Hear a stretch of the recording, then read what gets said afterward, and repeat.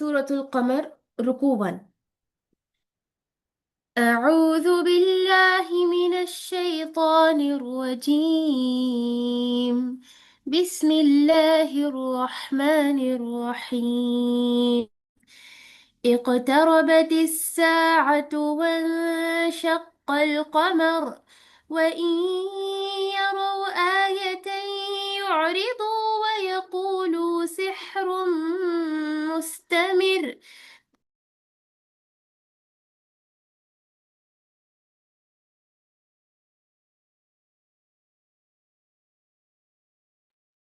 وكذبوا واتبعوا أهواءهم وكل أمر مستقر. ولقد جاءهم من الأنباء ما فيه مزدجر. حكمة بالغة فما تغني النذر. فتول عنهم يوم يدعو الداعي إلى شيء نكر. خش عن أبصارهم يخرجون من الأجداث كأنهم جراد منتشر. مهطعين إلى الداعي يقول الكافرون هذا يوم عسر. كذبت قبلهم قوم نوح فكذبوا عبدنا وقالوا مجنون وازدجر. فدعا ربه أني مغلوب فانتصر. ففتحنا أبواب السماء بماء منهمر وفجرنا الأرض عيونا فالتقى الماء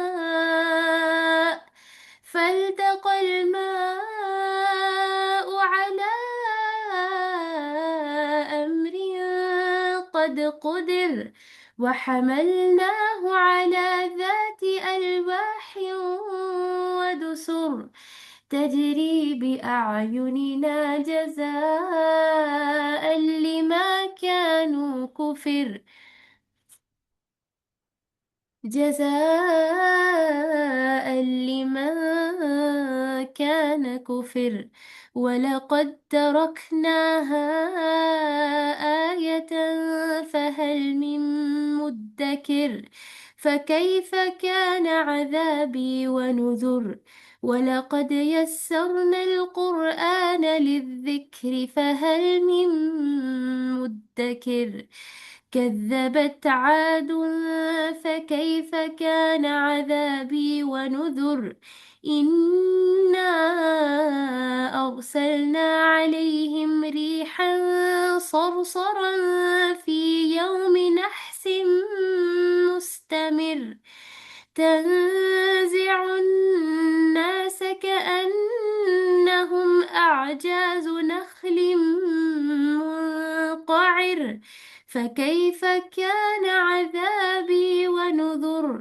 ولقد يسرنا القرآن للذكر فهل من مدكر. ترجمہ: قیامت قریب آ گئی اور چاند پھٹ گیا۔ یہ اگر کوئی معجزہ دیکھتے ہیں تو منہ پھیر لیتے ہیں اور کہہ دیتے ہیں کہ یہ پہلے سے چلا آتا ہوا جادو ہے۔ انہوں نے جھٹلایا اور اپنی خواہشوں کی پیروی کی اور ہر کام ٹھہرے ہوئے وقت پر مقرر ہے۔ یقیناً ان کے پاس وہ خبریں آ چکی ہے جن میں ڈاٹ ڈپٹ ہے اور کامل عقل کی بات ہے، لیکن ان ڈراؤنی باتوں نے بھی کچھ فائدہ نہ دیا۔ پس اے نبی، تم ان سے اعراض کرو۔ جس دن ایک پکارنے والا ناگوار چیز کی طرف پکارے گا، یہ ان کی آنکھیں اس دن جھکی ہوئی ہوں گی، وہ اس طرح نکلیں گے گویا کہ منتشر ٹڈیاں ہوں۔ پکارنے والے کی طرف دوڑتے ہوں گے اور کافر کہیں گے کہ یہ دن تو بہت سخت ہے۔ ان سے پہلے قوم نوح نے بھی ہمارے بندے کو جھٹلایا تھا اور دیوانہ بتلا کر چھڑک دیا تھا۔ پس اس نے اپنے رب سے دعا کی کہ میں بے بس ہوں، تو میری مدد کر۔ پس ہم نے آسمان کے دروازوں کو زور کے مینے سے کھول دیا اور زمین سے چشموں کو جاری کر دیا۔ پس بس اس کام پر جو مقدر کیا گیا تھا پانی خوب جمع ہو گیا، اور ہم نے اسے تختوں اور کیلوں والی کشتی پر سوار کر دیا جو ہماری آنکھوں کے سامنے چل رہی تھی۔ بدلہ اس کی طرف سے تھا جس کا کفر کیا گیا تھا، اور بے شک ہم نے اس واقعے کو نشان بنا کر باقی رکھا۔ بس کوئی ہے نصیحت حاصل کرنے والا؟ بتاؤ میرا عذاب اور میری ڈرانے والی باتیں کیسی رہیں؟ اور بے شک ہم نے قرآن کو سمجھنے کے لیے آسان کر دیا ہے، بس کیا کوئی ہے نصیحت حاصل کرنے والا؟ قوم عاد نے بھی جھٹلایا، بس کیسا ہوا میرا عذاب اور میری ڈرانے والی باتیں؟ ہم نے ان پر تیز و تند مسلسل چلنے والی ہوا، ایک پہم منحوس دل میں بھیج دی جو لوگوں کو اٹھا اٹھا کر دے پھینکتی تھی، گویا کہ وہ جڑ سے کٹے ہوئے کھجور کی تنے ہوں۔ پس کیسی رہی میری سزا اور میرا ڈرانا؟ یقیناً ہم نے قرآن کو نصیحت کے لیے آسان کر دیا ہے، پس کیا کوئی ہے نصیحت پکڑنے والا؟ جزاکم اللہ خیر۔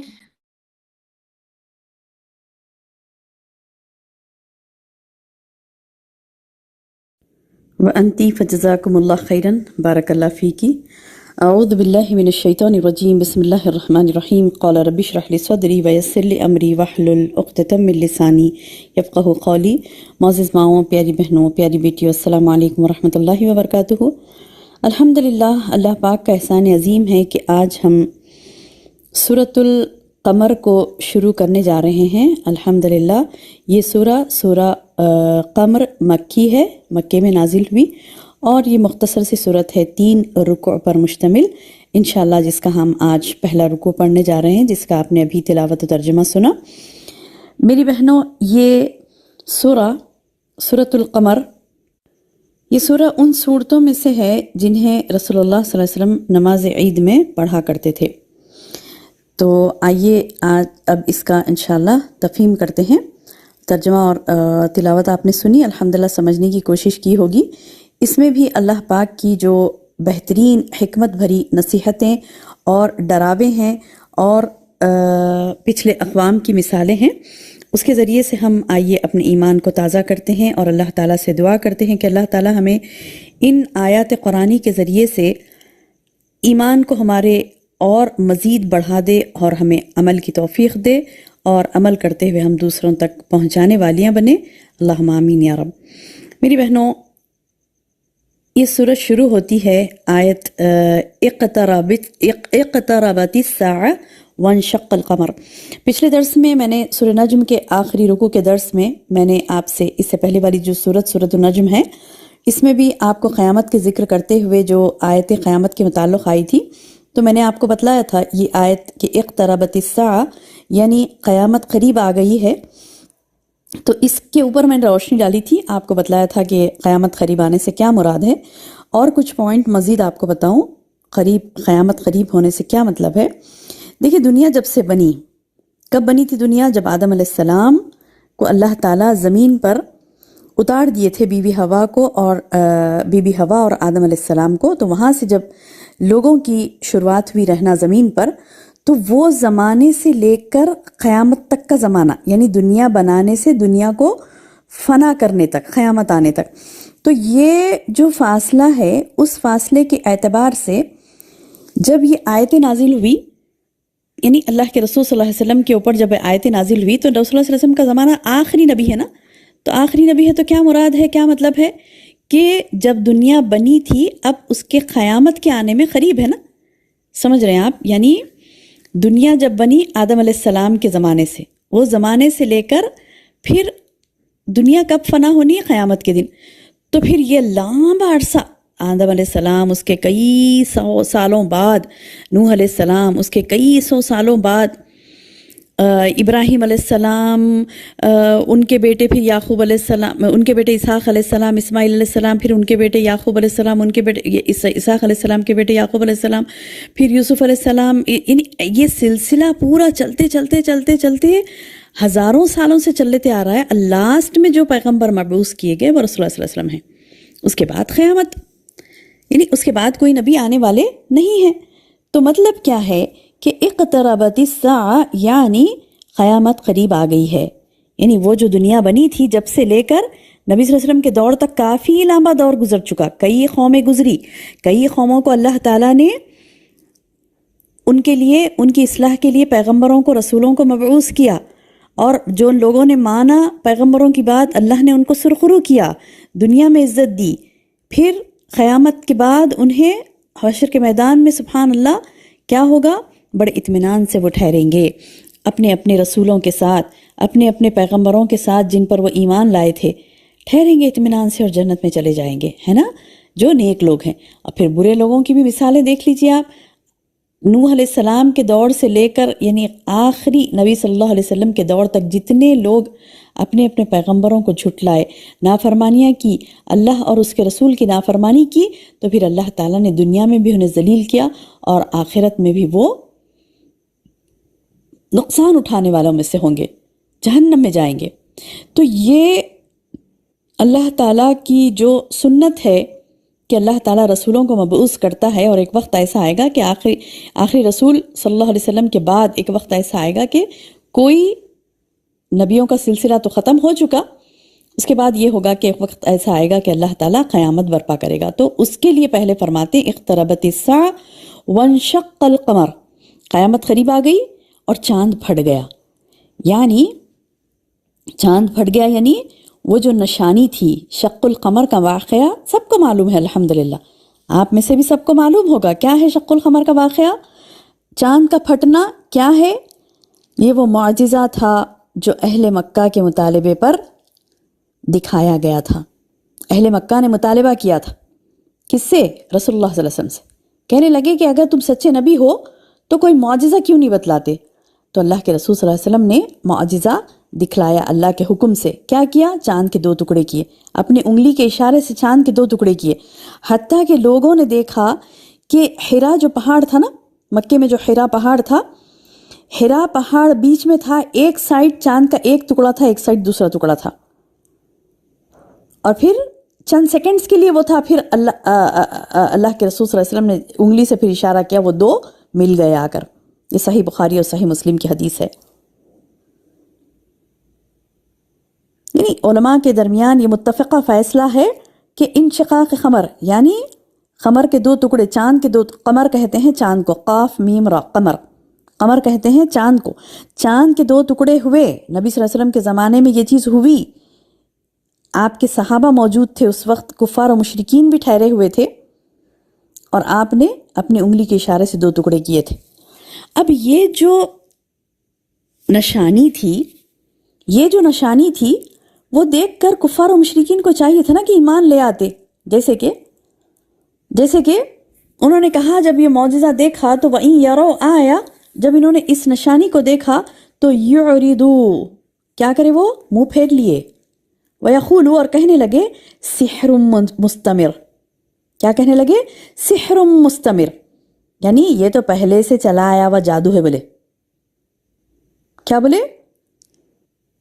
منہ پھیر لیے اور کہنے لگے کہ یہ پہلے سے چلا آتا ہوا جادو ہے. یعنی قریش نے ایمان لانے کی بجائے، وہ کفار مشرکین نے، اس وقت کے کفار مشرکین نے ایمان لانے کے بجائے اسے جادو قرار دے دیا، اور کہنے لگے کہ ارے یہ تو جادو کر دیا محمد نے، یہ تو دیکھو جادو ہے.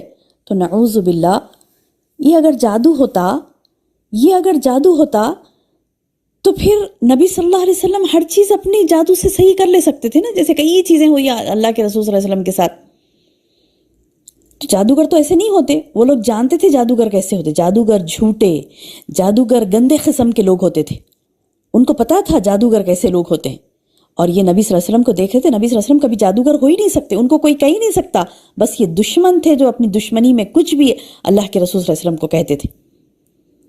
اب یہ جادوگر ہی اگر یہ پہلے ہی ڈیسائیڈ کر لی کہ جادوگر ہیں، نعوذ باللہ ثم نعوذ باللہ، تو پھر کیوں مانگا، مطالبہ کیوں کیا نشانات کا، معجزات کا؟ کیوں بولے رسول اللہ صلی اللہ علیہ وسلم کو کہ معجزہ دکھاؤ؟ آپ نے اللہ تعالیٰ سے دعا کی اور معجزہ دکھایا، تو پھر کہنے لگے کہ جادو ہے. یہ کیا بات ہوئی؟ یعنی خود ہی کہتے ہیں معجزہ دکھاؤ، جب معجزہ دکھایا جاتا تو کہتے ہیں کہ جادو ہے. نعوذ باللہ. جب کہ یہ معجزہ، سبحان اللہ، آپ کو پتا ہے ایک اہم بات میں آپ کو بتاؤں، آپ میں سے کئی لوگوں کو پتا بھی ہوگا، یہ کہ کافی وائرل ہوئی تھی یہ ویڈیو. اس میں بتایا گیا نا ایک ملابار، پتہ ہے آپ کو ملابار کہاں ہے؟ کیرلا میں. کیرلا میں ایک ایریا ہے جس کا نام ملابار ہے. تو وہاں پر سمندر کا ساحل بھی رکھتا ہے. تو وہاں ایک بادشاہ تھا جو، یہ آپ کو پتہ ہے شق القمر کا واقعہ جب پیش آیا، 14ویں رات کا چاند تھا، بڑا چاند تھا. یہ چھوٹا والا نہیں تھا، چھوٹا والا نہیں تھا کہ اللہ کے رسول صلی اللہ علیہ وسلم نے جب انگلی کا اشارہ کیا تو 2 ٹکڑے بنی. چھوٹا والا نہیں تھا، بڑا 14ویں رات کا چاند تھا، خوبصورت بڑا. تو آپ کو پتہ ہے یہ ساحل پر، یعنی سمندر کے ساحل پر ایک بادشاہ تھا اس زمانے کا. رسول اللہ صلی اللہ علیہ وسلم کے زمانے میں ہی جب یہ اللہ کے رسول صلی اللہ علیہ وسلم نے شق القمر کا معجزہ دکھایا، اپنی انگلی کے اشارے سے 2 ٹکڑے کیے چاند کے، تو یہ نظارہ اس وقت کا بادشاہ ایک جو یہاں پر کیرلا میں وہ ٹہل رہا تھا اپنے باغ میں جو سمندر کے کنارے تھا، وہ ٹہل رہا تھا. تو آپ دیکھیے انڈین ہسٹری میں، کیرلا کی ہسٹری میں دیکھیے ملابار، اب وہ جویلری کا بھی ہے نا شاپ جو ہوتا ملابار جویلرز، تو وہیں کا ہے وہ ملابار کیرلا. تو بہرحال یہ کہ وہاں کی ہسٹری دیکھیے آپ، وہاں آج بھی ایک مسجد موجود ہے جو وہ بادشاہ نے ہی بنائی. وہ بادشاہ نے اسلام قبول کر لیا. وہ کیسے قبول کیا؟ اس نے دیکھا وہ ٹہل رہا تھا، اس نے دیکھا، اس کی نظر پڑی کہ چاند کے 2 ٹکڑے ہوئے پھر مل گئے. تو پریشان ہو گیا، بولا کہ یہ کیا چیز ہے؟ ابھی میں نے چاند کو 2 ٹکڑے ہوتے ہوئے دیکھا اور اتفاقاً کسی نے نہیں دیکھا، اسی نے دیکھا. تو وہ کہنے لگا کہ ارے تم لوگوں نے دیکھا؟ میں نے ابھی دیکھا کہ چاند کے 2 ٹکڑے ہوتے اور وہ مل گئے. تو لوگوں نے کچھ باتیں کی، کوئی بولے کہ ہاں ہو سکتا ہوا ہوگا، پتہ نہیں کیا ہے، فلاں باتیں ہوئی. اس کے بعد وہ بادشاہ اس نے کیا کیا، جب عرب سے تجارت کے لیے آتے تھے نا، سمندر کے سفر کر کے، جہاز میں بیٹھ کے سمندر کے سفر کر کے، سمندر کے ہوتے نا کشتیاں ہوتی، جہاز میں بیٹھ کر آتے تھے، سمندری سفر کرتے تھے اور یہاں پر تجارت کرتے تھے. تو کیرلا میں وہ عرب آئے وہاں سے، اور اللہ کے رسول صلی اللہ علیہ وسلم کے دور کے جو صحابہ تھے، تاجر بھی تھے نا صحابہ، سبحان اللہ، تجارت بھی کرتے تھے نا. تو تجارت کا سامان لے کر جب یہاں ملک ہندوستان آئے، اور اس وقت الگ الگ حکومتیں تھیں. ملک ہندوستان مطلب یہ کہ پورا انڈیا ایک نہیں تھا. آپ کو جیسے پتا ہوگا انڈین ہسٹری کیا ہے، انڈیا پہلے پورا ملا کر ایک انڈیا نہیں تھا، بلکہ کیا تھا، الگ الگ حکومتیں تھیں. جیسے کیرلا کی بھی ایک الگ حکومت تھی، وہاں کا بادشاہ تھا. وہاں پہ جو جتنا ایریا جتنا بادشاہ کا ہوتا اتنا ہی تھا. دیکھیے میری بہنوں، جہاں جس ملک میں بھی رہتے ہیں اس ملک کی ہسٹری بھی آپ کو جاننی چاہیے، دیکھنی چاہیے کیا تھا کیا نہیں تھا. اور یہ اور بات ہے کہ ہسٹری کو توڑ مڑوڑ کر آج کل بیان کیا جا رہا ہے. اللہ محفظنا، اللہ محفوظ رکھے اس جھوٹ سے اور ان لوگوں کی مکاریوں سے. تو بہرحال یہ کہ ہم دیکھتے ہیں کہ ہندوستان پہلے ایک ملک نہیں تھا، بلکہ الگ الگ کنٹریز تھے، الگ الگ حکومتیں تھیں. تو جیسے یہ ملابار جو ایریا تھا، وہاں پر ایک بادشاہ تھا. تو وہ بادشاہ نے جب یہ شق القمر کا واقعہ دیکھا، اور وہ پریشان تھا ہی، یعنی سوچ میں تھا کہ آخر کیا ہوا کیا ہوا. تو جب عرب سے لوگ آئے یہاں پر تجارت کرنے کے لیے، صحابہ کرام، اور صحابہ نے جب دین اسلام پیش کیا، جہاں بھی جاتے صحابہ کرام صرف تجارت کی غرض سے نہیں جاتے تھے، بلکہ تجارت کرتے ہوئے دین اسلام بھی پیش کرتے. تو دین اسلام پیش کیا اور اللہ کے رسول صلی اللہ علیہ وسلم کے بارے میں اطلاع دی ان لوگوں کو. اور بادشاہ سے وہاں کے لوگوں سے یہ کہا کہ دیکھو اللہ کے رسول صلی اللہ علیہ وسلم کا یہ معجزہ بھی ہم نے دیکھا اپنی آنکھوں سے کہ چاند کے 2 ٹکڑے کیے تھے. یہ کہنا ہی تھا کہ وہ صحابہ جو بازار میں تجارت کے لیے آئے تھے اور تجارت کر رہے تھے، ان لوگوں نے جنہوں نے سنا تھا کہ بادشاہ نے بھی یہی بات کہی، تو فوری بادشاہ کے پاس گئے اور کہنے لگے دیکھو عرب سے کچھ لوگ آئے ہیں، وہ تجارت کے غرض سے آئے ہیں ملک عرب سے، اور وہ کہہ رہے ہیں کہ چاند کے 2 ٹکڑے ان کے کوئی پیغمبر نے کیا. تو فوری وہ بادشاہ ان لوگوں سے ملاقات وہ صحابہ سے ملاقات کرتا ہے، اور پھر اس کے بعد جب ساری باتیں اسے پتہ چلتی ہیں، نبی صلی اللہ علیہ وسلم کی بعثت کا اسے علم ہوتا ہے، تو وہ اسلام قبول کرتا ہے. اور اسی بادشاہ نے ایک مسجد تعمیر کروائی تھی اس دور میں، آج سے 1500 سال پہلے کی بات ہے، 1450 سال پہلے کی بات. 1450 سال پہلے کی بات، جب نبی صلی اللہ علیہ وسلم کی بعثت ہوئی تھی، تو تقریباً یعنی 1450 سال کی بات، تو اس وقت جو مسجد بنائی گئی تھی آج بھی وہ مسجد کا ایک حصہ اپنی اسی شکل پر ہے، اور اس کے اوپر جو وہ پتھر ہوتا نا، پتھر وہ لکھتے دیکھیے اس کے اوپر ڈیٹ کب بنی تھی یہ مسجد، تو وہ ڈیٹ کے ساتھ وہ لکھی ہوئی آج بھی آپ جا کر اس جگہ پر ملاوار میں دیکھ سکتے ہیں. وہ ملاوار جو کیرلا کا ایریا ہے وہاں پر جا کر دیکھ سکتے ہیں. وہ صحابہ کی دور کی مسجد ہے، سبحان اللہ، صحابہ کی دور کی مسجد آج بھی ہے. اور وہی بادشاہ تھا جس نے بنایا وہ مسجد، اور وہ بادشاہ نے اپنے آنکھوں سے دیکھا تھا شق القمر کے واقعے کو.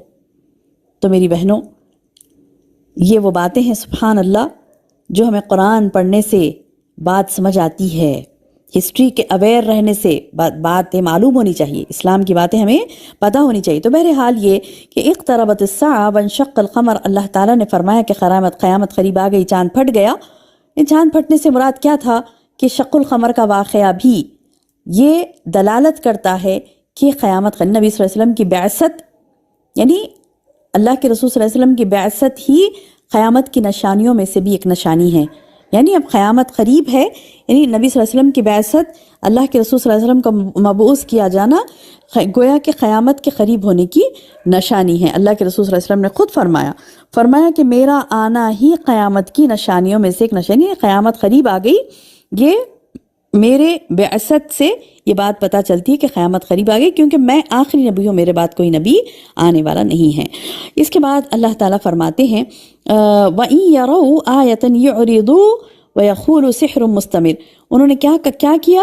ان لوگوں نے جو کفار و مشرکین تھے، معجزے کو دیکھ کر منہ پھیر لیتے اور کہتے کہ یہ تو پہلے سے چلا آتا ہوا جادو ہے. دیکھیے جس کی قسمت میں ہدایت نہیں ہوتی، اگر نبی کی زبانی بھی وہ سنتا ہے دعوت حق کو تو وہ قبول نہیں کرتا، کیونکہ اس کے پاس توفیق ہی نہیں ہے، اس کی بدنصیبی کہ وہ اللہ کے دین کی طرف نہیں آتا ہے. تو میری بہنوں، جبکہ دیکھیے ایک بادشاہ جو سمندر پار، اتنا بڑا سمندر ہے، بحر عرب اتنا بڑا سمندر ہے، وہ سمندر پار کر کے، یعنی جب اس جگہ پر جو بادشاہ دیکھ رہا ہے ملاوار کا، تو میں کیا کہہ رہی تھی کہ مطلب اس نے اسلام قبول کیا. وہ ہسٹری پڑھیے، آپ وہاں کی ہسٹری پڑھیے، وہ مسجد کو جانے کا اتفاق ہوا تو وہ دیکھیے وہاں پر، یعنی ابھی گوگل سرچ بھی کر سکتے ہیں آپ، ابھی تو بہت آسان ہے چیز ہے نا معلوم کرنے کے لیے. تو بہرحال یہ کہ دیکھیے اتنی دور، میلوں کوسوں دور ایک بادشاہ کو ہدایت ملی، اور یہ کیسے بدبخت ہیں کہ ان کو نبی صلی اللہ علیہ وسلم نے بتلایا سامنے، یعنی دو ٹکڑے کرتے ہوئے چاند کو بتلایا، اس کے باوجود انہوں نے کیا کیا؟ اعراض کیا، منہ موڑ لیے اور کہنے لگے کہ جادو ہے. تو آگے اللہ تعالیٰ فرماتا ہے وَكَذَّبُوا وَاتَّبَعُوا أَهْوَاءَهُمْ، انہوں نے جھٹلایا، اپنی خواہشوں کی پیروی کی. یعنی بندہ کب اسلام سے بغاوت کرتا ہے، کب اللہ کے رسول کی بات نہیں سنتا، کب اللہ کی بات کا انکار کرتا ہے؟ جب وہ اپنی خواہش نفس کے پیچھے پڑا رہتا ہے. تو خواہش نفس بڑی خطرناک چیز ہے، اللہ محفوظ رکھے. خواہشات نفس کو ترجیح نہیں دیں میری بہنوں، خواہشات نفس کے پیچھے نہیں پڑیں. نفس میں کوئی خواہش ہوتی ہے کہ فلاں چیز کریں جو کہ گناہ ہے، تو پھر فوری اس نفس کو کچلنا چاہیے ہمیں، ورنہ ایسا نہیں ہو کہ نفس کو ہم اگر پالیں گے تو وہ موٹا ہو جائے گا، اتنا موٹا ہو جائے گا کہ ہم پر ہی حاوی ہو جائے گا، اس کے بعد کوئی نیک کام کرنے نہیں دے گا آپ کو. تو خواہشات نفس وہ ہوتی ہیں میری بہنوں جو انبیاء کا انکار کرنے پر مجبور کر دیتی ہیں. خواہشات نفس وہ چیز ہوتی ہے جو معجزات کو دیکھ کر بھی انکار کر دیتے ہیں. اللہ کے رسول صلی اللہ علیہ وسلم کی موجودگی میں نے اللہ کے رسول صلی اللہ علیہ وسلم کو دیکھا، اور دیکھنے والوں نے سبحان اللہ آپ کے بارے میں جو لکھا ہے کہ آپ کا چہرہ اس قدر پیارا تھا، اس قدر پیارا کہ کوئی شخص دیکھتا تو دوبارہ اسے پلٹ کر، مطلب مجبور ہو جاتا، وہ دوبارہ وہ پلٹ کر دیکھتا نبی صلی اللہ علیہ وسلم کو. اتنا پیارا چہرہ، اتنے پیارے اخلاق، اتنے پیارے نبی، اور ان کے ہاتھوں معجزہ دیکھ رہے ہیں، اپنے آنکھوں سے دیکھ رہے ہیں معجزات کو، لیکن منکر ہو رہے ہیں. کس وجہ سے؟ کیونکہ انہوں نے خواہشات نفس کو ترجیح دیا. وَكَذَّبُوا وَاتَّبَعُوا أَهْوَاءَهُمْ، انہوں نے جھٹلایا اور اپنی خواہشوں کی پیروی کی. وَكُلُّ أَمْرٍ مُسْتَمِرٍ، اللہ تعالیٰ فرما رہے ہیں کہ ہر کام ٹھہرے ہوئے وقت پر مقرر ہے. یعنی کفار مکہ کا یہ جھٹلانا اور ان کا برائی پر اڑے رہنا، تم یہ مت سمجھو کہ یہ لوگ برائی پر اڑے ہیں تو اللہ نے کچھ نہیں کیا ان کا، نہیں، بلکہ ایک وقت مقرر ہے ان کا.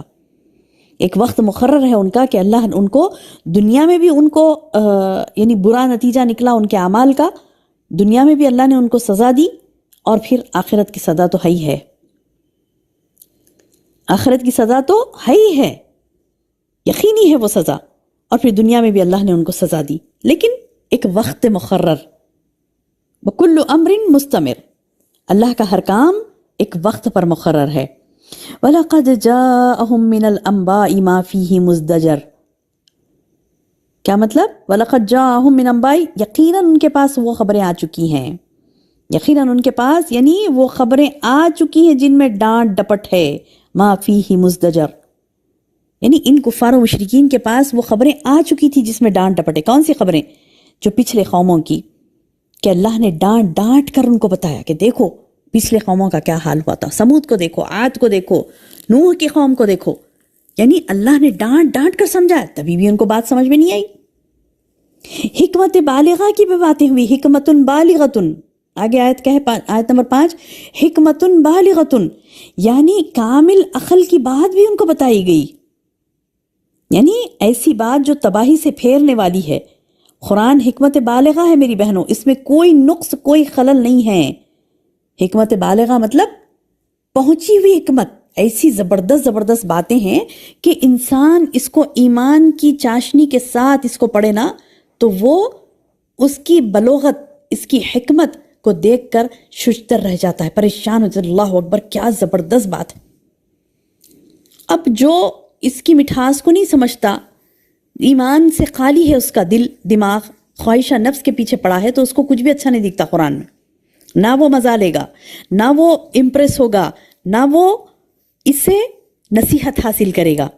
اس میں حکمت بالغہ بھی ہے اور پھر ڈراؤنی باتیں بھی ہیں، خطرناک جہنم کا کیسے کیسے تذکرہ ہم نے پڑھا نا۔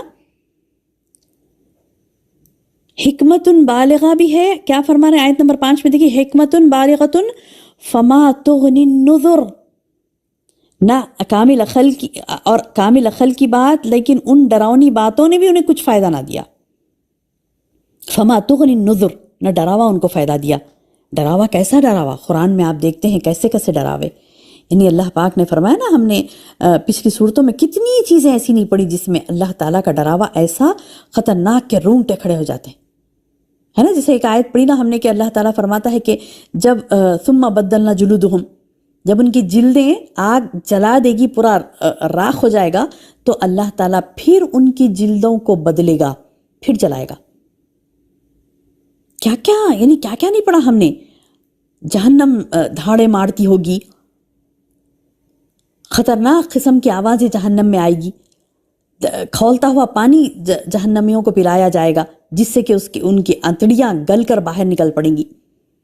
ایک سے ایک خطرناک، میں تو چند گنائی میں نے، ایسی خطرناک سبوں باتیں ہم نے پڑھی اور آگے بھی پڑھیں گے جو ڈراوے والی ہیں، لیکن جس کے دل میں ایمان نہیں ہے وہ نہیں ڈرے گا اس سے۔ اب وہی رفتار بے ڈھنگی جو پہلے تھی سو اب بھی ہے، وہ والا معاملہ اس کا ہوگا۔ تو لوگ کچھ ایسے ہیں کہ جو حکمت بالغۃ فما تغنی النذر، کہ کامل عقل کی بات بھی ہے لیکن ان ڈراؤنی باتوں نے بھی انہیں کچھ فائدہ نہ دیا۔ لہٰذا اللہ کے رسول صلی اللہ علیہ وسلم کو اللہ تعالیٰ فرماتے ہیں فتول عنہم، اے نبی ان سے تو منہ پھیر لو، اعراض کر لو، پلٹ جاؤ، کوئی ضرورت نہیں ان کے پیچھے پڑنے کی، ایمان لاؤ ایمان لاؤ ایمان لاؤ، ان کے پیچھے بولنے کی ضرورت ہی نہیں ہے، منہ پھیر لو اپنا، فتول عنہم، پلٹ جاؤ ان سے۔ یوم یدعو الداعی الی شیء نکر، جس دن ایک پکارنے والا ناگوار چیز کی طرف پکارے گا۔ ناگوار چیز کیا ہے؟ ہولناک، دہشتناک، نکر کہتے ہیں نہایت ہی ہولناک، دہشتناک، ناگوار۔ اس سے مراد کیا ہے میری بہنوں؟ میدان حشر، اس کی جو ہولناکیاں ہوگی، اس کی جو آزمائش ہوگی، اسے کہتے ہیں الی شیء نکر۔ اللہ تعالیٰ بتا رہی کہ منہ پھیر لو ان سے اے نبی، پلٹ جاؤ ان سے، چھوڑ دو ان کو ان کے حال پہ۔ ایک دن آئے گا، یوم، اس دن، یدعو الداعی، پکارنے والا پکارے گا، الی شیء نکر، ایک ناگوار چیز کی طرف پکارے گا۔ خش عن ابصارہم، ان کی آنکھیں جھکی ہوئی ہوں گی خشیت سے، ہیبت سے۔ یعنی ان کا حال یہ ہوگا کہ ہیبت اور دہشت سے ان کی آنکھیں جھکی، آنکھ نیچے گڑ جائے گی، یعنی نیچے کی نظر اوپر کر ہی نہیں سکیں گے ہیبت کے مارے. اس قدر ہیبت ہوگی کہ خش عن ابصارہم یخرجون، وہ نکلیں گے من الاجداث اپنے قبروں سے، کأنہم جیسے کہ جراد منتشر، پھیلے ہوئے ٹڈی دل ہیں. پتہ ہے آپ کو کیا ہے یہ ٹڈی دل؟ جو ہوتے نا ٹڈیاں ہوتی نا، چھوٹے چھوٹے چھوٹے کیڑے برسات میں نکلتے، دیکھیے وہ آنن فانن فضا میں پھیل جاتے، دکھتے ہی نہیں وہ کبھی، مطلب ایسے نہیں کہ مطلب بیٹھے ہوئے ہیں، چلو دیکھو یہ ٹڈے بیٹھے ہوئے ہیں، یہ ٹڈیاں ہیں جو بیٹھی ہوئی ہیں، اب یہ بارش آئے گی تو یہ اڑیں گی، ایسا نہیں ہوتا. ہم دیکھتے ہیں کہ بارش سے پہلے، بارش کے بعد جو ٹڈیاں اتنی ساری پتنگے اڑنے لگتے ہیں، تو وہ جو پتنگوں کو ہم پہلے نہیں دیکھتے، اچانک آ جاتے ہیں. کہاں سے آ جاتے پتہ نہیں ہوتا نا، بارش ہوتے ہی اچانک وہ آ جاتے اور کیسے بے دریغ اڑتے ہیں. یعنی منتشر ہو جانا جس کو بولتے نا، بے دریغ ادھر سے ادھر، ادھر سے ادھر، ادھر سے ادھر اڑتے ہیں، بکھرے ہوئے پروانے جسے کہتے ہیں. تو اللہ تعالیٰ نے انسانوں کی مثال دی، وہ انسانوں کی مثال جو اپنے قبروں سے اٹھ کر بے دریغ بھاگیں گے میدان حشر کی طرف، بے دریغ بھاگیں گے میدان حشر کی طرف. جیسا کہ خبروں سے نکل کر کھڑے ہوں گے اور گویا وہ پھیلا ہوا ٹڈی دل ہے جو آنن فانن میں پھیل جاتا ہے.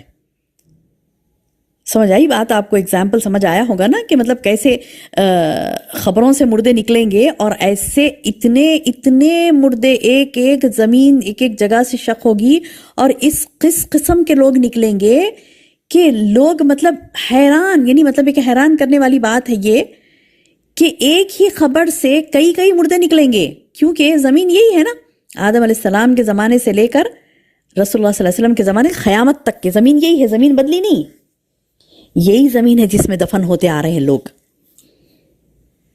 کوئی اور زمین نہیں بدلی، یہی زمین ہے نا. کہ نوح علیہ السلام کے زمانے میں الگ زمین تھی، ابراہیم علیہ السلام کے زمانے نہیں، یہی زمین تھی. تو یہی زمین پھٹے گی اور اس میں سے مدفون لوگ قسم قسم کے نکلیں گے اور ایسے بھاگتے رہیں گے جیسے کہ جراد منتشر. جراد منتشر یعنی پھیلا ہوا ٹڈی دل ہے. مہطعین الی الداعی، پکارنے والے کی طرف وہ دوڑتے ہوں گے. یعنی کیسے دوڑیں گے؟ پیچھے نہیں رہیں گے. مہطعین کہتے ہیں، اس کا ترجمہ آتا ہے سرعت سے دوڑنا، تیزی سے. مسرعین دوڑیں گے، پیچھے نہیں رہیں گے، تیزی سے دوڑتے ہوں گے. مہطعین کس طرف تیزی سے دوڑیں گے؟ الی الداعی، پکارنے والے کی طرف. ایک آواز ہوگی جس کی طرف وہ بھاگیں گے. اور کافر کیا کہے گا؟ وَيَقُولُ الْكَافِرُونَ هَذَا يَوْمٌ عَسِرٌ، یوم عسر. یقول الکافرون، کافر لوگ اس دن کہیں گے هَذَا يَوْمٌ عَسِرٌ، ارے یہ تو بہت سخت دن ہے ہمارے لیے. کیا بولیں گے وہ لوگ؟ یہ تو بڑا سخت دن ہے ہمارے لیے، یہ تو بڑا خطرناک دن ہے ہمارے لیے. پریشان ہوں گے، گھبراتے ہوں گے. کیا؟ کیونکہ پتہ چل جائے گا نا انہیں کہ وہ کہاں جانے والے ہیں، کیا عمل کر کے آئے ہیں. جیسا کہ ہم نے قرآن میں دوسری جگہ پڑھا نا، کئی جگہ پڑھا نا ہم نے قرآن میں کہ انسان کو پتہ ہے. سورہ معارج میں، سورہ معارج میں ہم نے پڑھا نا کہ انسان کو پتہ ہے وہ کل کیا کر کے آیا ہے، اسے پتہ ہے، وہ ہر نفس بہتر جانتا ہے کہ اس نے کیا کیا. مجھے معلوم ہے نا میرے اعمال کیا ہیں، آپ کو پتہ ہے آپ کے اعمال کیا ہیں. تو جب ہم اٹھیں گے خبروں میں سے تو ہمیں پتہ ہوگا کہ ہم نے کیا کیا ہے. اگر خوب محنت کیا اللہ کو راضی کرنے کے لیے تو دل اطمینان میں ہوں گے کہ چلو آج ہمارا مزدوری لینے کا دن ہے. خوب مزدوری کی ہم نے، خوب محنت کی ہم نے دنیا میں، آج میرا رزلٹ کا دن ہے. اور دیکھیے جو اچھا ایگزام لکھتی ہے اسے پتہ ہوتا ہے کہ وہ آ جائے گی فرسٹ. ایک تھوڑا سا دل میں دھڑکا بھی ہوتا ہے، لیکن اسے یقینی کیفیت اس کی زیادہ بڑی ہوئی ہوتی ہے. تو مومنین کا بھی وہی حال ہوگا کہ دل یقین دل میں یقین ہوگا ان کو کہ وہ کامیاب ہوں گے، جنت میں جائیں گے، لیکن تھوڑا جو ڈر ہوتا ہے نا، وہ تو انبیاء کو بھی ہوگا ڈر. آپ ہم کیا ہیں، ایمان والے ہی نہیں بلکہ جو رسول اور مومن تھے، ایسے مومن تھے کہ وہ رسول اور پیغمبر تھے، وہ بھی ڈرتے ہوں گے اللہ کے جلال سے اس دن، ہے نا. تو بہرحال یہ میری بہنوں کہ اس دن انسان کافر ڈرے گا، خوب ڈرے گا. اسے پتا ہے نا کیا کر کے آیا تھا دنیا میں. کذبت قبلہم قوم نوح، ان سے پہلے قوم نوح نے بھی ہمارے بندے کو جھٹلایا تھا. اب اللہ تعالیٰ یہ قوموں کو بتلا رہے ہیں، یہ کفار و مشرکین کو کہہ رہے ہیں کہ تم نے نہیں جھٹلایا نبی کو، بلکہ تم سے پہلے قوم نوح کی بھی مثال تمہارے سامنے ہے. کذبت قبلہم قوم نوح، قوم نوح نے بھی جھٹلایا تھا. فکذبوا عبدنا، بس انہوں نے جھٹلایا تھا میرے بندے کو. وقالو، اور کہنے لگے تھے مجنون، یہ مجنون ہے، یہ نوح بولے کہ مجنون ہے، دیوانہ ہے. وازدجر، اور انہوں نے جھڑک دیا تھا. اللہ اکبر. یعنی اللہ تعالیٰ نبی صلی اللہ علیہ وسلم کو تسلی دیتے ہیں اس آیت میں کہ اے نبی تمہارے ساتھ ہی نہیں ہوا یہ، اس سے پہلے بھی، تم سے پہلے بھی ایسے پیغمبر گزر چکے. قوم نوح کی مثال دیکھو، وہ بھی میرا بندہ تھا، اس کو بھی لوگوں نے جھٹلایا، مجنون کہا، دیوانہ کہا. اور نہ صرف دیوانہ کہا، جھٹلایا، تکذیب ہی نہیں کی بلکہ جھڑکا بھی، ڈرایا بھی، دھمکایا بھی. ہے نا، ہم نے سورہ شعراء میں پڑھا نا، کیا کہا تھا ان لوگوں نے، نوح علیہ السلام کی قوم نے، لَإِن لَمْ تَنْتَهِ يَا نُوحُ، اے نوح اگر تم نہیں رکے، لَتَكُونَنَّ مِنَ الْمَرْجُومِينَ. کیا کہا تھا؟ لَتَكُونَنَّ، البتہ ہم ضرور کیا کریں گے، من المرجومین، تمہیں پتھر پھینک کر ماریں گے، بولے سنسار کر دیں گے. اللہ اکبر. کیا کہا نوح علیہ السلام کو، اے نوح اگر تو باز نہ آیا تو ہم تجھے سنسار کر دیں گے. کہا لَإِن لَمْ تَنْتَهِ يَا نُوحُ لَتَكُونَنَّ مِنَ الْمَرْجُومِينَ. سورہ شعراء کی آیت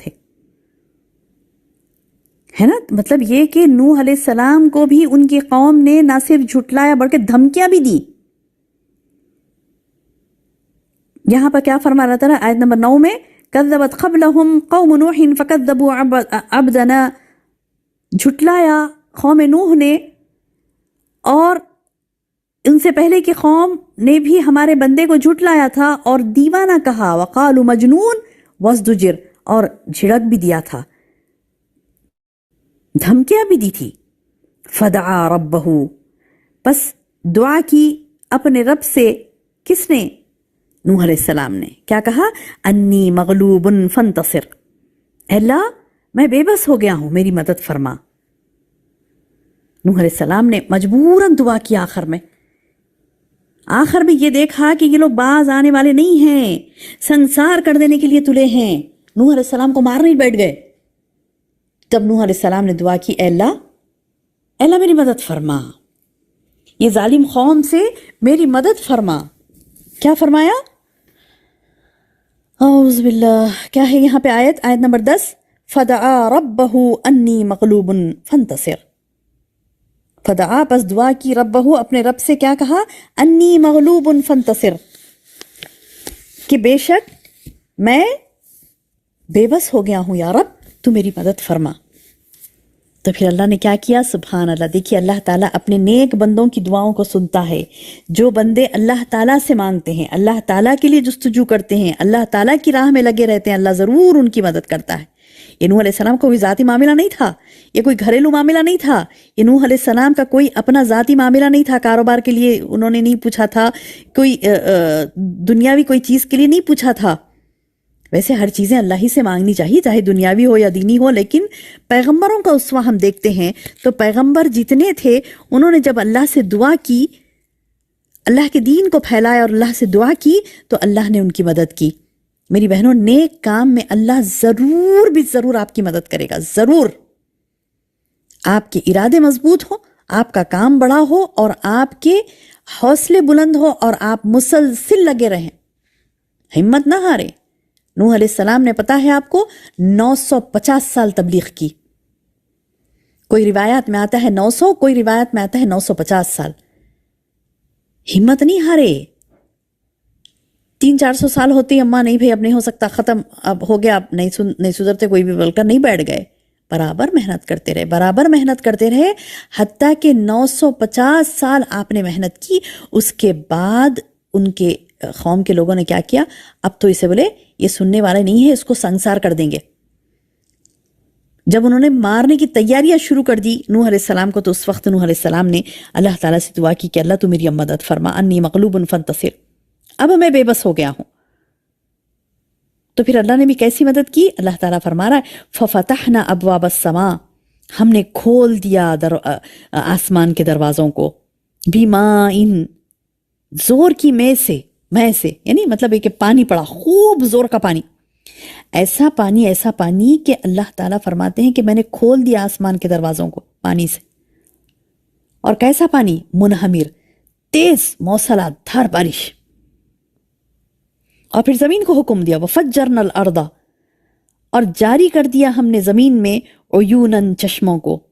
یعنی اس وقت ایسا تھا کہ نوح علیہ السلام کی قوم پر جو عذاب آیا تھا، مسلسل آسمان سے ایسی بارش جیسا کہ آسمان کے دروازے کھول دیے گئے ہوں۔ سر بادل پھٹتے نا، بادل پھٹ کے کیسا گرتا پانی، خطرناک طریقے سے پانی گر رہا تھا آسمان سے، اور زمین سے بھی پانی ابل رہا تھا، یعنی نیچے سے پانی اوپر سے پانی۔ یہ اس کے بعد ان کا حال یہ ہوا، نعوذ باللہ، اللہم احفظنا، اللہم احفظنا، خوب پانی جمع کر دیا گیا۔ فَفَجَّرْنَا الْأَرْضَ عُيُونًا فَالْتَقَى الْمَاءُ عَلَىٰ أَمْرٍ قَدْ قُدِرَ، پس اس کام پر جو مقدر کر دیا گیا تھا ان کے لیے، پانی خوب جمع ہو گیا۔ یعنی آسمان اور زمین نے مل کر اتنا پانی جمع کر دیا، اتنا پانی کہ طوفان ایسا خطرناک آیا کہ ساری دنیا تباہ ہو گئی تھی اس وقت، سوائے چند لوگوں کے جو کشتی پر سوار تھے۔ وَحَمَلْنَاهُ، کیا فرمایا اللہ تعالیٰ؟ وَحَمَلْنَاهُ عَلَى ذَاتِ أَلْوَاحٍ وَدُسُّرٍ، وَحَمَلْنَاهُ، اور ہم نے سوار کر لیا، عَلَى ذَاتِ أَلْوَاحٍ وَدُسُّرٍ، یعنی تختوں اور کیلوں والی کشتی پر انہیں سوار کر دیا۔ تجری بِأَعْیُنِنَا، وہ چل رہی تھی ہمارے آنکھوں کے سامنے۔ یعنی اللہ پاک فرماتے ہیں کہ ہماری نظروں کے سامنے وہ چل رہی تھی، ہماری آنکھوں کے سامنے وہ چل رہی تھی، یعنی اللہ تعالیٰ دیکھ رہا تھا وہ کشتی کو چلتے ہوئے۔ ساری زمین طوفان سے بھری ہے، بڑی بڑی موجیں آ رہی ہیں، ہر چیز کو دبوچ رہی ہیں، لیکن اللہ کی کشتی جو نوح علیہ السلام نے بنائی تھی اللہ کے حکم سے، بس تختے اور کیلے تھے اور کچھ نہیں، اس میں صرف تختے اور کیلے۔ کیسی بنی تھی وہ کشتی؟ صرف تختے اور کیلے، کیا کہتے ہیں اسے؟ ہم نے تختوں اور کیلوں والی کشتی پر سوار کر دیا لوگوں کو، جو ہماری آنکھوں کے سامنے، تجری بِأَعْیُنِنَا، ہماری نظروں کے سامنے وہ چل رہی تھی، جزاء لمن کان کفر، بدلہ اس کی طرف سے جس کا کفر کیا گیا تھا۔ یعنی جس چیز کا انہوں نے کفر کیا تھا، جس اسلام کو، جس دین کو انہوں نے جھٹلا دیا تھا، اللہ کے پیغام کو جھٹلا دیا، رسول کو جھٹلا دیا، تو اللہ نے بھی کیا کیا؟ ان کے کفر کی وجہ سے ساروں کو ڈبو دیا۔ اور وَلَقَدْ تَرَكْنَاهَا آیَةً، اور بے شک ہم نے اس واقعے کو نشان بنا دیا، ایک نشانی بنا کر پیش رکھ دیا۔ یعنی آپ کو پتا ہے آج بھی وہ کشتی، ہزاروں سال پہلے کی آج بھی وہ کشتی نوح علیہ السلام کے دور کی، اتنی بڑی، اس میں فلورز تھے، ground floor, first floor, second floors تھے اس میں، اور صرف چکلے اور کیلوں سے بنائی گئی تھی۔ تو آج جودی نامی ایک پہاڑ ہے، اس پہاڑ پر آج بھی وہ ٹکی ہوئی ہے کشتی، یعنی پانی بہتے پانی میں سے آ کے وہ جہاں پر رکی تھی، آج بھی اس جگہ پر موجود ہے۔ آپ سائنسدان تحقیق کر رہے ہیں اس کے اوپر کہ کتنے ہزاروں سال کی کشتی ہے۔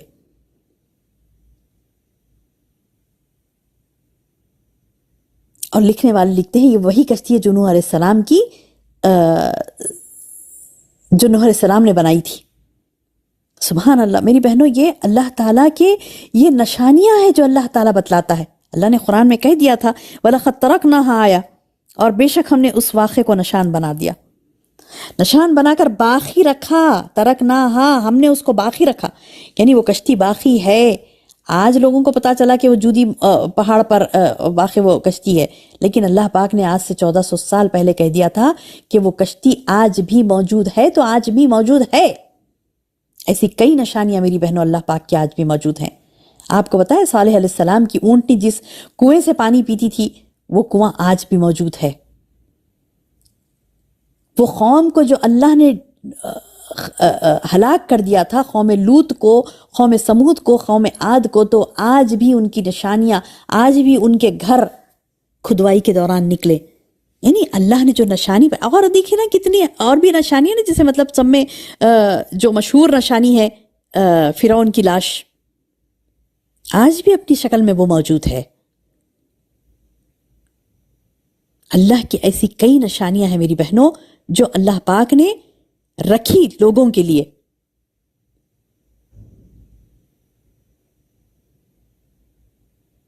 تاکہ لوگ اللہ کی طرف آئیں، ایمان لائیں۔ دیکھیں یہاں پر بھی اللہ پاک فرماتے ہیں کہ وَلَقَدْ تَرَكْنَاهَا آیَةً فَهَلْ مِن مُدَّکِرٍ، بے شک ہم نے اس واقعے کو نشان بنا کر باقی رکھا، بس ہے کوئی نصیحت حاصل کرنے والا؟ فَهَلْ مِن مُدَّکِرٍ، فَهَلْ مِن مُدَّکِرٍ،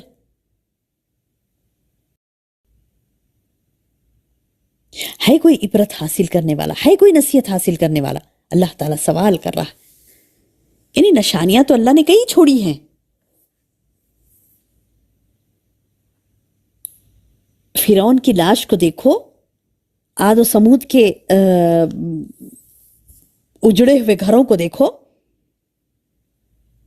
یہاں پر ایک نشانی ہے، کون سی؟ کشتی والی، کہ جو نوح علیہ السلام کی جو کشتی تھی جودی پہاڑ پر جو رکی ہے، وہ کشتی کو دیکھو۔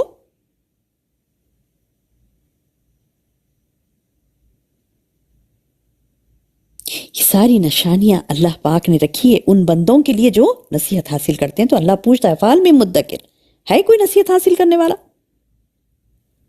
آگے اللہ پاک فرماتا ہے فَكَيْفَ كَانَ عَذَابِي وَنُذُرْ، دیکھو بتاؤ تو بھلا کیسا رہا میرا عذاب اور میری ڈرانے والی باتیں کیسی رہی؟ پوچھ رہے ہیں اللہ تعالیٰ فَكَيْفَ كَانَ عَذَابِي وَنُذُرْ، ہاں دیکھو کیسا رہا میرا عذاب اور کیسا رہا میرا ڈراوا۔ وَلَقَدْ يَسَّرْنَا الْقُرْآنَ، ہاں اب جو آیت آ رہی ہے آیت نمبر 17، یہ آیت بار بار آئی ہے میری بہنوں قرآن میں، اسی سورے میں، اسی سورے میں آئی تھنک تقریباً 4 مرتبہ یہ بات آئی ہے، سیم آیت وَلَقَدْ يَسَّرْنَا الْقُرْآنَ لِلذِّكْرِ فَهَلْ مِن مُدَّکِرٍ، اور ہم نے اس قرآن کو نصیحت کے لیے آسان بنا دیا، ہے کوئی نصیحت حاصل کرنے والا؟ پوچھ رہے ہیں اللہ سبحانہ تعالیٰ۔ اللہ اکبر۔ یعنی دیکھیے میری بہنوں، اللہ تعالیٰ خود فرما رہا ہے کہ میں نے اس قرآن کو نصیحت کے لیے آسان کر دیا، اور بندہ بول رہا ہے نہیں سمجھ میں آتا، قرآن پڑھے تو ہمارے کو کیا ہے سمجھ میں نہیں آ رہا۔ تو اس کی عقل یا تو ماری گئی یا پھر یہ بدماشی کر رہا ہے یا کر رہی ہے، جو بھی یہ کہتے ہیں کہ ہمیں قرآن سمجھ میں نہیں آتا، پڑھے تو سمجھ میں نہیں آتا۔ کیا سمجھ میں نہیں آتا؟ اللہ نے خود اعلان کیا وَلَقَدْ يَسَّرْنَا الْقُرْآنَ، میں نے قرآن کو آسان کر دیا ہے۔ کس چیز کے لیے؟ لِلذِّکْرِ، نصیحت کے لیے۔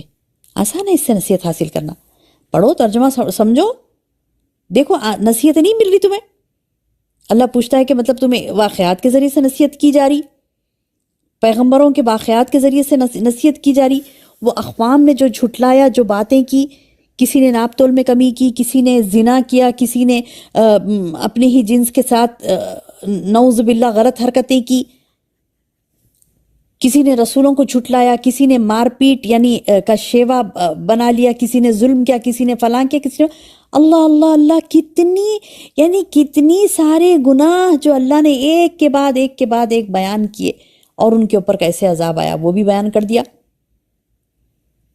تو بات اس سمجھ میں نہیں آتی، یعنی بڑا آسان ہے سمجھنا، واقعات کے ذریعے سے، نصیحتوں کے ذریعے سے، اللہ کی نشانیوں کے ذریعے سے، اللہ کی توحید کے ذریعے سے۔ شرک کی خباثت کو اللہ نے کلیئرلی واضح کیا، وضاحت کے ساتھ بتایا کہ دیکھو یہ گندگی ہے، شرک ہے، یعنی اللہ نے کوئی بیٹا نہیں جنا، اللہ تعالیٰ کی کوئی اولاد نہیں ہے، اس کا ہم عصر کوئی نہیں ہے، یعنی کیسے کیسے انداز سے اللہ نے شرک کی نفی کی، کیسے کیسے انداز سے سمجھایا کہ دیکھو یہ لوگوں نے جب جھٹلایا تھا پیغمبروں کو تو کیسے ان پر عذاب آیا. ہر وہ چیز وضاحت کے ساتھ کھول کھول کھول کھول کر بیان کی اللہ پاک نے. آسان ہے قرآن نصیحت کے لیے.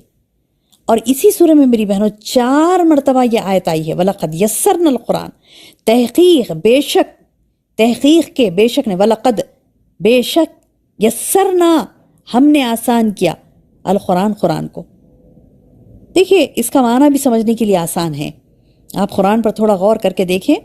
آپ جیسے دیکھیے میری بہنوں، جو لوگ 70s میں 80s میں پیدا ہوئے ان کو پتہ ہے، یعنی 60s 70s 80s میں جو پیدا ہوئے ان کو پتہ ہے. ان سے پوچھئے، اگر آپ نہیں پیدا ہوئے ان سالوں میں، تو جو 60s 70s 80s میں پیدا ہوئے ان سے پوچھئے، 80s میں بھی نہیں 60s and 70s میں جو پیدا ہوئے ان سے پوچھئے بچپن میں انہوں نے جو کتاب پڑھی تھی. آج ہمارے ہاں قاعدہ النورانیہ ہے نا جو ابھی پڑھا جاتا ہے اور برسوں سے چلا آ رہا ہے. 80s سے قاعدہ النورانیہ ہی پڑھایا جاتا ہے. لیکن 60s 70s کی بات ہے کہ وہ لوگ جو 60s میں 70s میں پیدا ہوئے ان لوگوں نے قاعدہ النورانیہ نہیں پڑھا. انہوں نے پڑھا، ہندوستان کی برصغیر کی بات کر رہی ہوں، ہندوستان میں انہوں نے کیا پڑھا؟ یسرنا القرآن. پوچھئے اپنے جو 60s 70s کے لوگ ہیں ان سے پوچھئے بچپن میں انہوں نے کیا پڑھا. نورانی قاعدہ نہیں پڑھا، انہوں نے پڑھا یسرنا القرآن. ایک بڑا سا قاعدہ ٹائپ ہی ہوتا تھا، بڑا سا ہوتا تھا رجسٹر کی طرح. ابھی ہمارا رجسٹر ہوتا نا، وہ اتنا بڑا قاعدہ ہوتا تھا. یسرنا القرآن اسے کہتے تھے. کیا معنی ہے یسرنا القرآن کا؟ قرآن کو آسان کرنا. یسرنا القرآن. تو کئی چیزیں ایسی ہیں سبحان اللہ، بندہ بڑا غور کرے اس بات پر تو سمجھ آ جائے گی اسے. نہ صرف عربی زبان بلکہ اس کا انداز، اس کا اسلوب، اس کے بیانات، قرآن کی نصیحتیں بڑی آسان ہیں. کیونکہ میرا اللہ کہتا ہے آسان ہے تو بے شک آسان ہے. وَلَقَدْ، اور اللہ نے ایسے نہیں کہا کہ یسرنا القرآن، نہیں، وَلَقَدْ یسرنا القرآن کا، یعنی تحقیق کے بے شک ہم نے قرآن کو آسان کر دیا. کس کے لیے؟ لِلذِّکر، نصیحت کے لیے. فَهَلْ مِن مُدَّکِرٍ، ہے کوئی نصیحت حاصل کرنے والا؟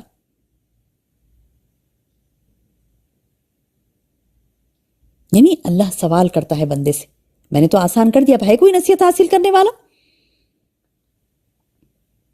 کذبت، دیکھیے نصیحت کرنے والے تو نصیحت حاصل کرتے ہیں، لیکن کئیوں ہیں جو جھٹلاتے ہیں، کئی ہیں جو جھٹلاتے ہیں. تو اللہ پاک ان کے تعلق سے کہتا ہے کذبت عاد، عاد نے جھٹلایا تھا. کیا انجام ہوا؟ فَكَيْفَ كَانَ عَذَابِي وَنُذُرْ، کیسا رہا میرا عذاب اور میرا ڈراوا. دیکھا تم نے کیسا تھا میرا عذاب اور میری ڈرانے والی باتیں.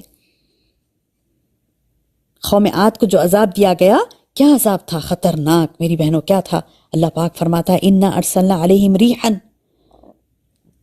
اِنَّا بے شک ہم نے، ارسلنا بھیجا، ہم نے، علیہم ان پر، اِنَّا ارسلنا بے شک ہم نے بھیجا، علیہم ان پر، ریحًا ہوا کیسی، سرسرن تیز و تند.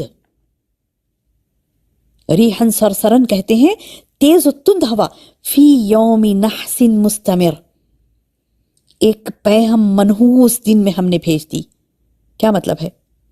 کیا مطلب ہے میری بہنوں؟ یہ ہے، یہ ایک ایسی شام تھی ان کے پاس، یہ ایک ایسی رات تھی جو مسلسل تیز و تند ہوا شروع ہوئی،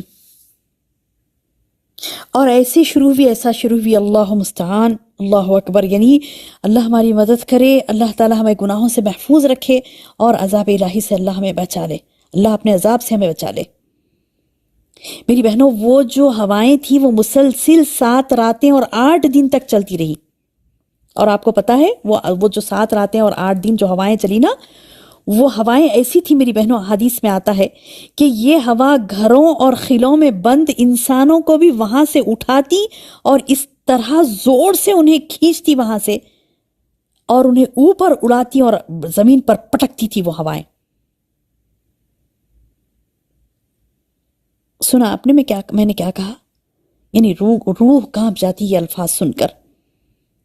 یہ ہوا میری بہنوں، لوگ گھروں میں خلوں میں جو اندر بند تھے، بیٹھے تھے، وہ ہوا سے پریشان ہو کر اپنے خلوں میں اپنے گھروں میں بند بیٹھے تھے، تو وہ ہوائیں نہ صرف خلوں کے دروازوں کو کھیڑی، گھروں کے دروازوں کو کھیڑی، بلکہ وہ ہوائیں اندر داخل ہو کر انسانوں کو کھینچتی اور اس بری طریقے سے ہوا اٹھاتی تھی انہیں اور زمین پر پٹکتی تھی.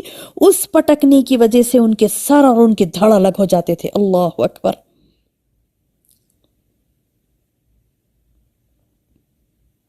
تو یہ خطرناک منحوس ان کے لیے دن تھا.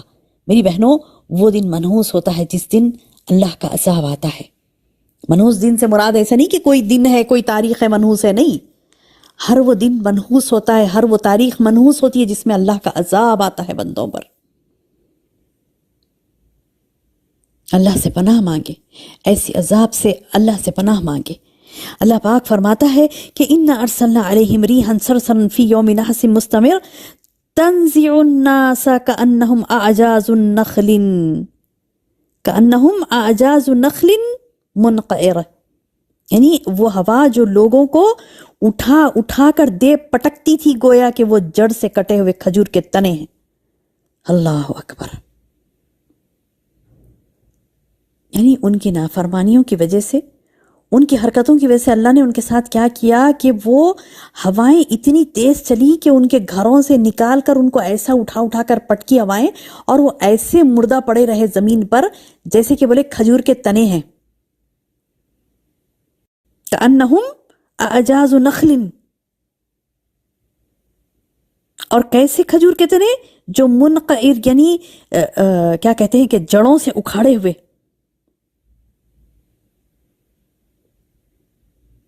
تو میری بہنوں، یہ کیوں کہا اللہ نے ان کو درخت کے تنے کیوں کہا، اور جڑوں سے اکھاڑے ہوئے یعنی لمبے لمبے تنے کیوں کہا؟ کیونکہ وہ لوگ ہائٹ پرسنالٹی میں خوب بڑے بڑے تھے اور انہیں فخر تھا. وہ قوم سمود جو تھی انہیں فخر تھا، قوم عاد جو تھی انہیں فخر تھا. کہتے تھے کہ ہم بڑے ہیں، ہماری طاقت زیادہ ہے، ہمیں کون کیا کر سکتا ہے، ہم دیکھ لیں گے. پیغمبر کو بولتے تھے ہم دیکھ لیں گے ہمیں کون کیا کرتا ہے. اور بڑی حماقت سے یعنی دن دناتے ہوئے زمین پر پھرتے تھے. تو اللہ نے کیا کیا؟ ان کے پر ایسی ہوا بھیجی کہ ہوا ایسی ہوا کہ ان کے گھروں میں اندر داخل ہو کر انہیں لیتی اور اٹھا کر پٹکتی، اور پھر وہ ایسے مرے پڑے رہے زمین پر جیسے کہ کھوکھلے تنے ہوتے ہیں. اللہ اکبر، اللہ اکبر. ان کے لہیم و شہیم ہونے کے باوجود اللہ تعالیٰ ان کی بے بسی، ان کی لاچاری کا اظہار کرتا ہے یہ کہہ کر کہ دیکھو یہ جیسے کھجور کے تنے جڑوں سے اکھڑ کر زمین میں پڑے رہتے نا، تو ویسے یہ پڑے تھے. عذاب الہی کے سامنے وہ کچھ نہ کر سکے، اللہ کے عذاب سے وہ نہ بچ سکے، نہ اپنے آپ کو بچا سکے. حالانکہ انہیں اپنی طاقت پر، اپنی قوت پر بڑا گھمنڈ تھا انہیں اپنی طاقت و قوت پر. لیکن اللہ نے انہیں کیا کر دیا؟ اکھڑے ہوئے تنوں کی طرح زمین پر پٹک دیا. اس کے بعد اللہ تعالیٰ فرماتا ہے فَكَيْفَ كَانَ عَذَابِي وَنُذُرِ. دیکھیں کیسا تھا میرا عذاب اور میرا ڈرانا. وَلَقَدْ يَسَّرْنَا الْقُرْآنَ لِلذِّكْرِ فَهَلْ مِن مُدَّكِرٍ. دیکھیں پھر آئی آیت، دوبارہ اللہ تعالیٰ فرما رہا ہے کہ ہم نے اس قرآن کو آسان کر دیا نصیحت کے لیے. ہے کوئی نصیحت حاصل کرنے والا؟ یعنی اتنی آسان انداز میں تمہیں بتلایا جا رہا ہے کہ بڑی بڑی طاقت رکھنے والی قومیں، بڑی بڑی قوت رکھنے والی قومیں، دیکھو ہم نے انہیں ان کے جھٹلانے پر، ان کے گناہوں پر کیسے انہیں تباہ کیا، کیسے اٹھا کر پٹکا انہیں کہ وہ زمین پر. یعنی دیکھیے الفاظ آئے ہیں قرآن کے کہ میں نے وہ ہوا انہیں اٹھا کر پٹکتی تھی. حالانکہ وہ بڑے بڑے طاقتور تھے، بڑے بڑے قلعے انہوں نے بنا رکھے تھے، مضبوط گھر ان کے تھے، لیکن کوئی چیز کام نہ آ سکی. تو میری بہنوں یاد رکھیے، اللہ کے عذاب کے سامنے کوئی چیز ٹک نہ پائے گی. لہٰذا سلامتی اسی میں ہے کہ اللہ تعالیٰ کی باتوں کو سنے، سمجھے، اپنے قلوب میں بٹھا لے اور اس کے مطابق ہم عمل کریں. اللہ تعالیٰ سے دعا ہے کہ اللہ تعالیٰ ہمیں کہنے اور سننے سے زیادہ عمل کی توفیق عطا فرمائے. اللہم بارک لی ولکم، آمین یا رب العالمین. سبحانک اللہم و بحمدک، اشہد ان لا الہ الا انت، استغفرک و اتوب الیک.